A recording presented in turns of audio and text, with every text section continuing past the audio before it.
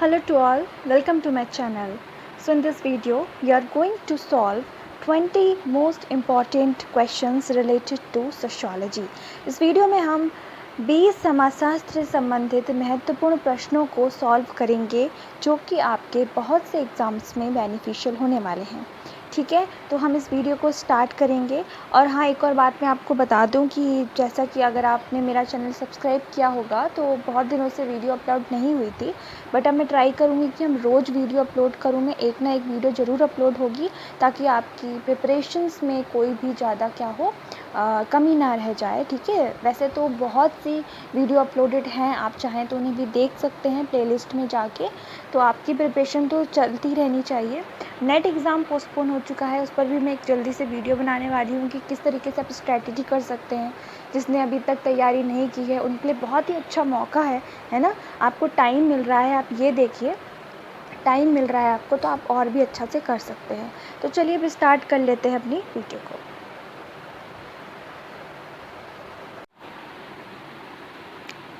Okay, तो question number 1 देखें सभी। सबसे पहले खुद से आंसर सॉल्व करने की ट्राई कीजिएगा। क्वेश्चन 1 है, सामाजिक संबंध निर्धारित होते हैं, सोशल रिलेशनशिप इस्टेब्लिश्ड होते हैं कैसे? पारस्परिक जागरूकता से, निकटता से, आमने सामने के संपर्क से, या फिर उपरोक्त में से कोई नहीं। तो जो सोशल रिलेशनशिप्स होते हैं वो स्थापित होते हैं पारस्परिक जागरूकता से, म्यूचुअल अवेयरनेस से। जब म्यूचुअल अवेयरनेस होगी, इंटरेक्शंस होगा, तभी सोशल रिलेशनशिप्स इस्टेब्लिश्ड होंगे। क्वेश्चन नंबर 2 इस लघु समुदाय की अवधारणा किसने दी थी? बोगार्ट्स ने, रेडफील्ड ने, किंग्सले डेविस ने, या फिर ऑकबर्न ने? तो लिटिल कम्युनिटी की अवधारणा जो देते हैं वो देते हैं आर रेडफील्ड, रॉबर्ट रेडफील्ड ने little community and great community इसकी अवधारणा दी थी। तीसरे प्रश्न पर बढ़ते हैं। योग्यतम की जीवितता का सिद्धांत समाजशास्त्र में किसने दिया था? सर्वाइवल ऑफ द फिटेस्ट जिसे हम बोलते हैं, Herbert Spencer, August Comte, max weber, या फिर इनमें से कोई नहीं। तो क्वेश्चन नंबर 3 का आंसर बिल्कुल हो जाएगा हर्बर्ट स्पेंसर। हर्बर्ट स्पेंसर द्वारा ये दिया गया था। ठीक है ना। नेक्स्ट देखते हैं क्वेश्चन नंबर 4। संस्कृतिकरण का क्या परिणाम होता है? संस्कृताइजेशन का क्या परिणाम होता है? ऑप्शंस देख लेते हैं। जाति प्रणाली में संरचनात्मक परिवर्तन, या फिर किसी जाति की सांस्कृतिक गतिशीलता, या फिर जातीय विचारधारा में परिवर्तन, धार्मिक प्रणाली में परिवर्तन। अगर आप ये जानते हैं कि संस्कृतिकरण की अवधारणा में श्रीनिवास ने क्या कहा था तो आप इसका आंसर कर सकते हैं। बिल्कुल आंसर हो जाएगा बी, किसी जाति की सांस्कृतिक गतिशीलता। संस्कृतिकरण का मतलब एक ऐसी प्रक्रिया होती है जिसमें सामान्यतः निम्न जाति के लोग उच्च जाति में क्या करते हैं, गतिशील होते हैं, उसकी संस्कृतियों, अपनी संस्कृतियों में, अपने रहन सहन में, अपने जीवन स्तर में परिवर्तन लाते हैं, उनकी तरह बनने की कोशिश करते हैं। इसमें कभी भी स्ट्रक्चर चेंज नहीं होता है, ये सिर्फ और सिर्फ एक पोजिशनल चेंज होता है। नेक्स्ट देख लेते हैं। भारतीय संविधान के 73वें संविधान संशोधन के द्वारा निम्न में से किस वर्गों को आरक्षण दिया गया? इंडियन कॉन्स्टिट्यूशन का 73rd कॉन्स्टिट्यूशन अमेंडमेंट एक्ट किससे रिलेटेड है? इस क्वेश्चन में ये पूछा गया है।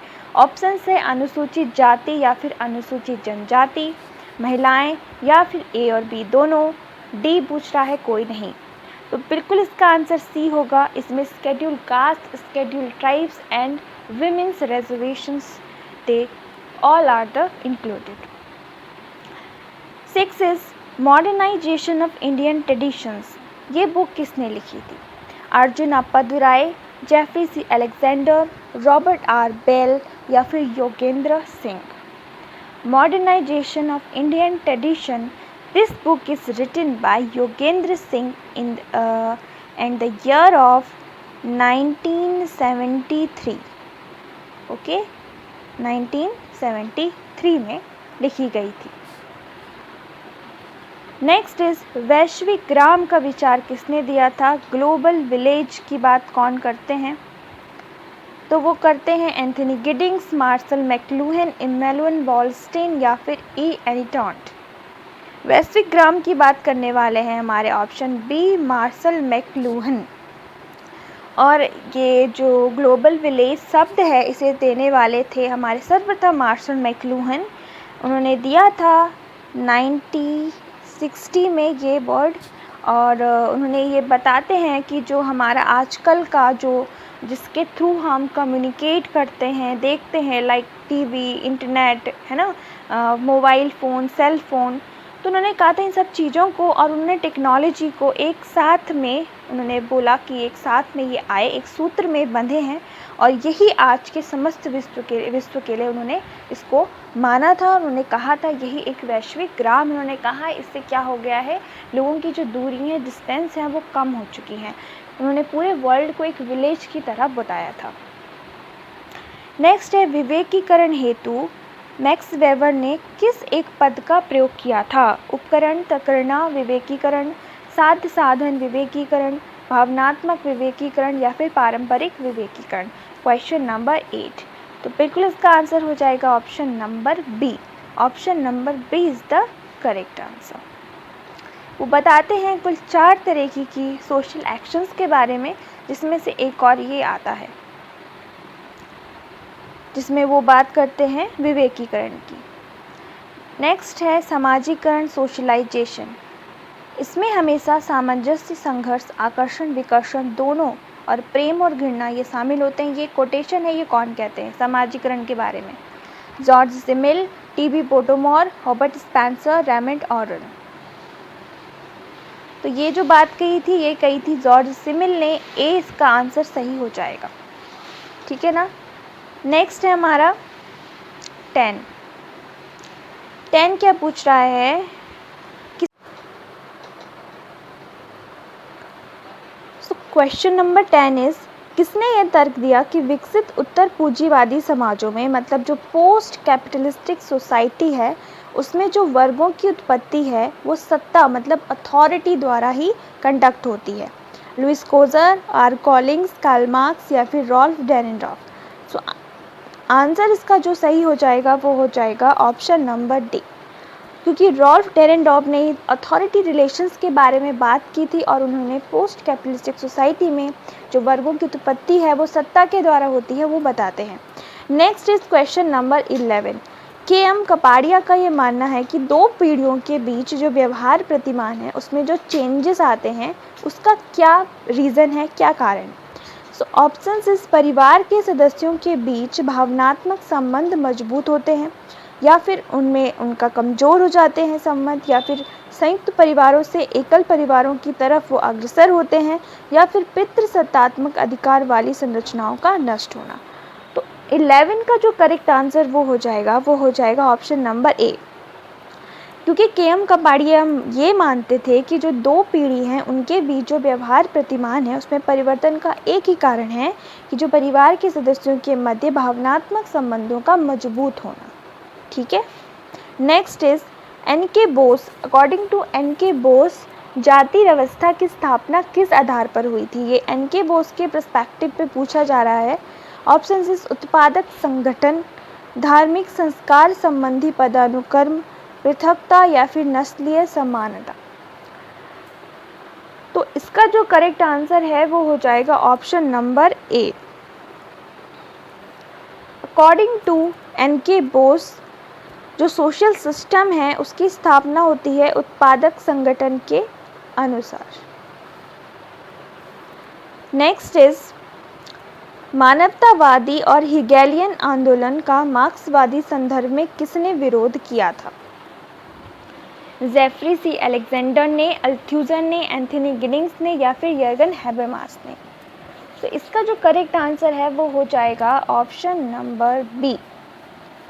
अल्थुजर ने मानवतावादी और हेगेलियन आंदोलन का मार्क्सवादी संदर्भ में विरोध किया था, क्योंकि इनमें से जो अल्थुजर हैं वो क्या हैं, एक पोस्ट मार्क्सिस्ट हैं, ठीक है, न्यू मार्क्सिस्ट हैं, जिन्होंने क्या किया था, मार्क्सवादी के संदर्भ में इसका विरोध किया था।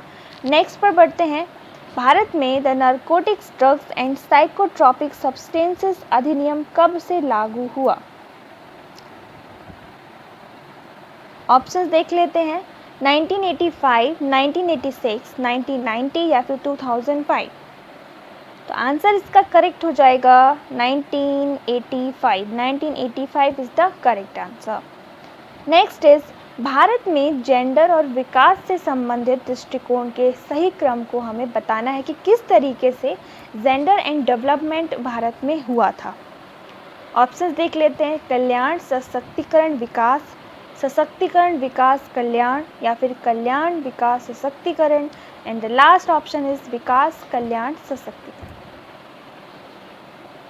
तो इसका आंसर सबसे पहले होगा सी। देखिए कैसे, सबसे पहले वेलफेयर होगा, उसके बाद डेवलपमेंट होगा और लास्ट में सशक्तिकरण होगा। इस तरीके से आप इसे एक सीक्वेंस में अच्छे से याद रख सकते हैं। Next is 16। इनमें से हमें कुछ ऑथर्स हैं और कुछ उनके सेंटेंसेस हैं, उसके साथ हमें उन्हें मैच आउट करना है। ठीक है, तो ये क्वेश्चन जो है वो देखिए ऊपर नीचे दोनों हैं, तो हम देख लेते हैं। पहला जो वाक्य है वो क्या है? सामाजिक संरचना वास्तविकता के पीछे का एक मॉडल है। दूसरा, सामाजिक संरचना अपने आप में एक वास्तविकता है, रियलिटी है। एक सामाजिक व्यवस्था सामाजिक क्रिया की व्यवस्था है, या और लास्ट हमारा है प्रकार्य आंशिक गतिविधि का वह योगदान है जो वह संपूर्ण गतिविधि को देता है। तो एक मॉडल कहते हैं, हम सभी पता है हमें कि मॉडल कहा था लेवी-स्ट्रॉस ने, तो ए का तो बिल्कुल से सेकंड वाला हो जाएगा। ठीक है, वास्तविकता बताती हैं रेडक्लिफ ब्राउन। सामाजिक व्यवस्था सामाजिक क्रिया की व्यवस्था को बताते हैं टॉलकट पार्सन्स, और प्रकार को बताया था SF नाडेल ने। देख लेते हैं क्या सही मैच किया है हमने कि नहीं। तो 1 का 2, B का 1,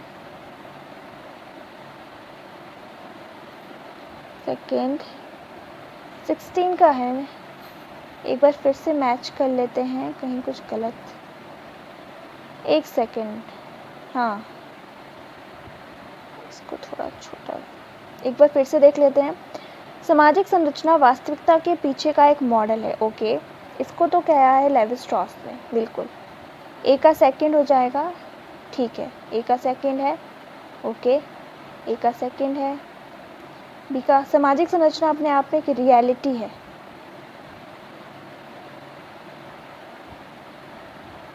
देखिए मेरे ख्याल से तो इसका आंसर यही होना चाहिए कि ए का सेकंड, बी का 1, सी का 4 एंड डी का नाडेल। ओके, चलिए इस क्वेश्चन को थोड़ा अलग रखते हैं क्योंकि इसमें ऑप्शंस थोड़े अलग लग रहे हैं मुझे। लास्ट में आपको क्लियर करके बता दूँगी। नेक्स्ट पे चलते हैं 17। अंतर्वस्तु विश्लेषण शोध की एक ऐसी तकनीक है जो संचार के तत्वों को वस्तुनिष्ठ, व्यवस्थित और मात्रात्मक वर्णन के साथ प्रदर्शित करती है। तो ये कोटेशन है, ठीक है। अंतर्वस्तु विश्लेषण के बारे में बताया है किसने? कैप्लॉन, गार्डनर, बेरेलसन या फिर कोई भी नहीं। तो 17 का आंसर हो जाएगा सी, बेरेलसन ने।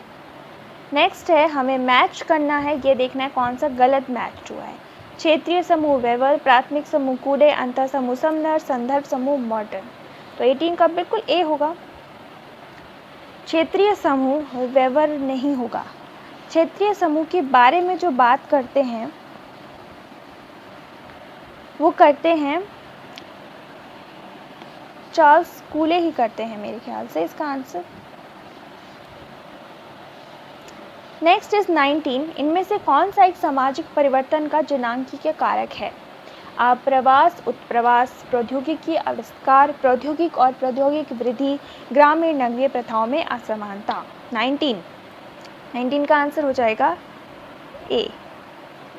20 का देख लेते हैं, लास्ट क्वेश्चन। इनमें से कौन सा एक वैज्ञानिक पद्धति का चरण है, मतलब उसकी एक स्टेज है? परिकल्पनाओं का निर्माण, चरों का चयन, निदर्शन या फिर सभी सही हैं। तो आंसर सिर्फ ए होगा, ठीक है। परिकल्पनाओं का निर्माण करना ही हमारे वैज्ञानिक पद्धति का एक चरण है। अब चलिए उस क्वेश्चन पे बढ़ते हैं जिसमें हमें डाउट हो रहा था, क्वेश्चन 16। एक बार अच्छे से पढ़ते हैं, फिर से मिलान करने की ट्राई करते हैं, ठीक है। तो सामाजिक संरचना को वास्तविकता के पीछे का एक मॉडल कहने वाले हैं, बिल्कुल से इसका आंसर तो लेवी-स्ट्रॉस ही होगा। ओके, ए का तो सेकंड वाला होगा, ए का 2 हो गया। सामाजिक संरचना अपने आप में वास्तविकता है। देखिए संरचना की बात नाडेल भी करते हैं, ब्राउन भी करते हैं, लेवी-स्ट्रॉस भी करते हैं, पर वास्तविकता एक रियलिटी बताई है